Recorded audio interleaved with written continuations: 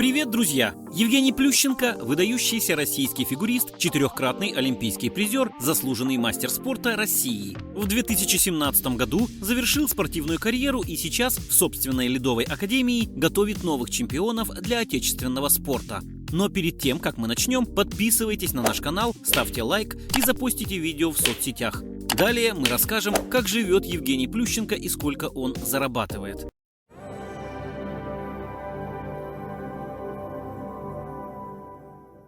Евгений родился в поселке Джамку Солнечного района Хабаровского края в ноябре 1982 года. Его отец, Виктор Плющенко, уроженец Советской Украины. Сведений о родственниках по материнской линии почти нет, поэтому точно сказать о национальности спортсмена сложно.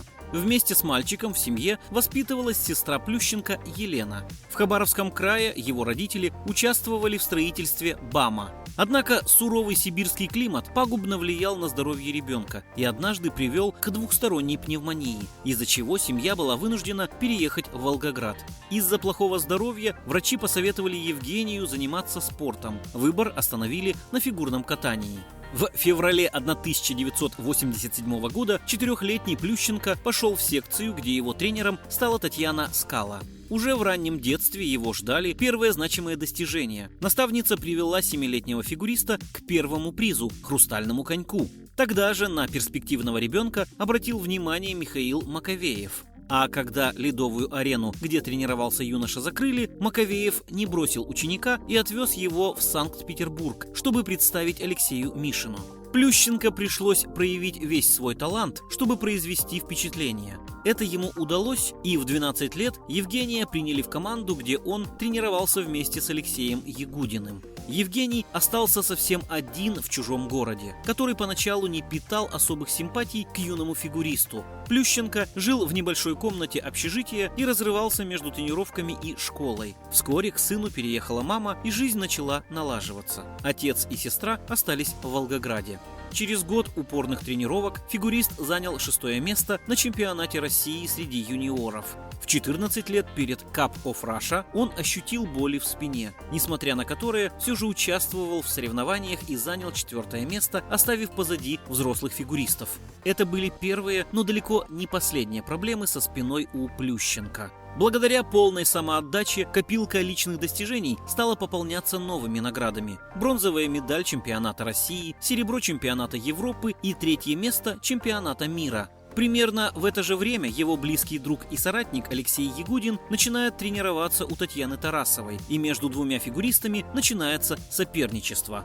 Впервые на льду они встретились в 1998 году на чемпионате мира. Тогда Плющенко занял 3-е место, а Ягудину удалось завоевать золотую медаль. Однако грандиозные победы Евгения были еще впереди. В следующем сезоне спортсмен завоевал золотые медали многих престижных соревнований, включая чемпионаты Европы и России. Евгений – первый фигурист, выполнивший каскад четверной тулуп, тройной ридбергер, связку тройной аксель, ойлер, тройной флип. В 2002 году Евгению предстояло участие в Олимпиаде в Солт-Лейк-Сити. Из-за травм Плющенко занимает 2-е место на Гран-при и отказывается от чемпионата Европы, чтобы лучше подготовиться к играм. Казалось, над фигуристом навис злой рок. Он упал на первом прокате, однако по сумме баллов смог увезти из Солт-Лейк-Сити серебряную медаль. Следующий год стал для фигуриста триумфальным. Ушел с большого спорта давний соперник Алексей Ягудин, и Евгений занимает 1-е место на чемпионате мира, повторив эту победу и в 2004 году.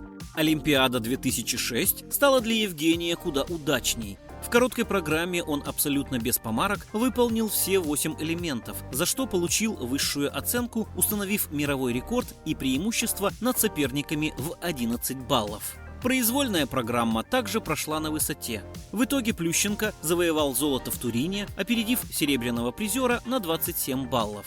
Это было лучшее выступление Евгения. После этого турнира Плющенко объявил о паузе в спортивной карьере, чтобы восстановиться после полученных травм. Да и старые давали о себе знать. В 2009-м он вернулся на лед, но попал в неловкое положение на Олимпиаде в Ванкувере в 2010 году. Заняв второе место на свою ступень на пьедестале, он поднялся через центр, предназначенный для победителя. Свой поступок Плющенко позднее объяснил предвзятостью судей, которые отдали золотую медаль Эвану Лайсачеку. 2012 принес фигуристу первенство чемпионата Европы, но травма спины не дала продолжить участие в сезоне. В тот период Плющенко перенес сложнейшую операцию в Израиле – замену межпозвоночного диска на искусственный. Олимпиада в Сочи 2014 года для Евгения обернулась одновременно фурором и провалом. Его участие в домашних играх ставили под сомнение. Многие считали, что на лед выйдет Максим Ковтун, однако в сборную вызвали Плющенко. В командном турнире он набрал 91,39 балла, опередив действующего чемпиона мира Патрика Чана, но уступив первое место японцу Юдзуру Ханю. Второе место Жене принесла короткая программа командного турнира, а в произвольной он оказался лучшим и принес сборной России победу в командных соревнованиях, став двукратным олимпийским чемпионом. 13 февраля Плющенко предстояло участие в личном первенстве, однако из-за проблем со спиной Евгений снялся с состязаний всего за минуту до начала. Как оказалось позже, в его позвонке сломался один из шурупов, которым был закреплен ранее установленный искусственный межпозвоночный диск. После операции в Израиле Евгений Плющенко, несмотря на звучавшее ранее заявление об окончании карьеры, сообщил, что летом 2014 года продолжит тренировки и будет работать над собственным ледовым проектом.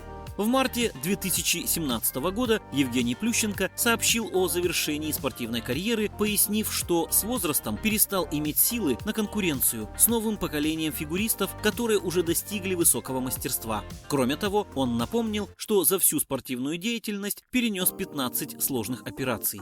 Теперь о личном. Первый брак фигурист зарегистрировал в 2005 году. Его женой стала студентка социологического факультета Санкт-Петербургского государственного университета Мария Ермак. В 2006 на свет появился сын Евгения Плющенко, которого назвали Егором. Отношения спортсмена с женой складывались не лучшим образом, когда он познакомился с Яной. Судьбоносная встреча Евгения Плющенко и Яны Рудковской произошла в январе 2007 года. Между ними вспыхнула искра, но прежде чем обрести друг друга, влюбленным нужно было преодолеть массу преград, включая бракоразводные процессы. Яна оформляла развод с Виктором Батуриным, а Евгений с первой женой. Пару сблизила совместная подготовка к Евровидению 2008, где Рудковская была продюсером Димы Билана. Плющенко выступал на специально подготовленной для него площадке из искусственного льда, а скрипач Эдвин Мартон играл на скрипке. Позднее Евгений еще не раз выступал под аккомпанемент музыканта. Свадьба состоялась 12 сентября 2009 года, а 6 января 2013 года в семье родился сын Александр. Известно, что крестным отцом мальчика стал Дима Билан. В сентябре 2017-го супруги обвенчались в московском храме святителя Николая на Трех горах. То, что сейчас происходит между ним и сыном Егором, Евгений называет конструктивным диалогом, хотя старший сын с младшим редко общаются. Плющенко надеется, что в будущем все изменится, а пока не стоит форсировать события. Для детей Яны фигурист, нисколько не претендуя на место отца, стал близким другом. А 25 сентября 2020 года у Яны и Евгения родился второй сын. На этот раз пара воспользовалась услугами суррогатной матери. Мальчику дали имя Арсений. Уделяя внимание развитию спорта, Евгений участвует и в общественной жизни страны. С 2007 по 2011 год Плющенко – депутат от партии «Справедливая Россия» в Законодательном собрании Санкт-Петербурга. Помимо этого, он член оргкомитета по подготовке заявки города Сочи на проведение Олимпиады 2014. На выборах президента России в 2018-м Плющенко наряду с Татьяной Тарасовой, Ильей Авербухом, Еленой Исенбаевой и Татьяной Навкой стал членом группы доверенных лиц Владимира Путина. Чемпионат мира по футболу, прошедший в России, также не обошелся без Плющенко. На этот раз Евгений был назначен послом Сочи как города-организатора Мундиаля. Громкое заявление об уходе Евгения из спорта прозвучало за неделю до открытия собственной академии фигурного катания, куда принимались дети с 3 лет. В первые дни работы ледовой школы, получившей название «Ангелы Плющенко», выяснилось, что один урок в группе стоит 2000 рублей. Популяризации фигурного катания Евгений уделяет особое внимание. В 2015-м вместе с супругой Яной Рудковской спортсмен представил шоу «Снежный король», в котором исполнил роль. Через год появилось шоу «Щелкунчик», где впервые в мире использованы голографические технологии. В 2017-м в обновленном ледовом мюзикле участвовал Венский симфонический оркестр. Использованы современные спецэффекты, яркие декорации и костюмы. Затем фигурист продолжил эксперименты по совмещению любимого вида спорта с иными направлениями искусства. В 2018 году Евгений подготовил проект «Лебединое озеро», в котором элементы катания на льду соединены с балетом. Еще одно ледовое шоу «Золушка» вместе с Яной Рудковской Евгений представил к концу 2019 года. У Евгения возникают недопонимания в спорте. Примером тому служит онлайн-перепалка Плющенко с Этери Тутберидзе, разгоревшаяся во второй половине 2019 года. Все началось с выступления Алины Загитовой в программе «Время», где девушка заявила о приостановлении карьеры. Об этой ситуации высказался Плющенко. Он не сказал ничего конкретного, но отметил, чтобы ее желание заниматься вернулось, спортсменке нужно уделять больше времени. Фигурист намекнул, что, возможно, Алина захочет сменить тренера. На его слова тренерский штаб «Хрустального» отреагировал негативно, обвинив Евгения в попытке увести фигуристку в собственную группу. Ответ Плющенко не заставил себя ждать. Фигурист пояснил, что спортсменов он не покупает, подчеркнув, в «Хрустальный» дети попадают лишь с умением делать тройные прыжки, то есть готовыми спортсменами, а не выращиваются самостоятельно. Точку в этом конфликте поставила Загитова, ответив, что не собирается завершать карьеру, а просто взяла паузу и заниматься в дальнейшем намерена с прежними тренерами. Несмотря на мировую пандемию коронавируса, Плющенко продолжает работать, хотя большую часть дел ему пришлось перенести на удаленку. Так, в мае 2020-го стало известно о переходе в его команду Александры Трусовой, которая до этого занималась у Тутберидзе. Но чему-то Евгений смог ее научить, ведь Александра завоевала серебро на Кубке Первого канала зимой 2021 года, а далее на Чемпионате мира 2021 года взяла бронзу, несмотря на жесточайшую конкуренцию у девушек. Теперь поговорим о доходе звездного спортсмена.